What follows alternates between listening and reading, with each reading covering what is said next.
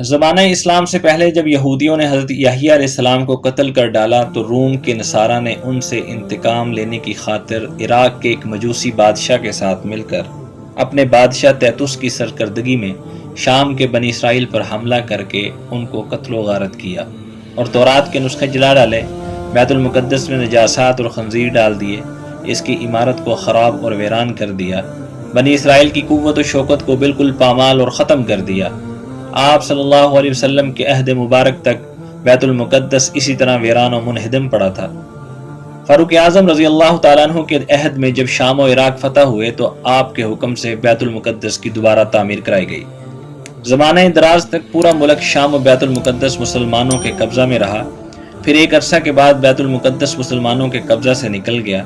और तकरीबन 100 साल यूरोप के ईसाइयों का इस पर कब्ज़ा रहा, यहाँ तक कि छठी सीधी हिजरी में सुल्तान सलाहुद्दीन अय्यूबी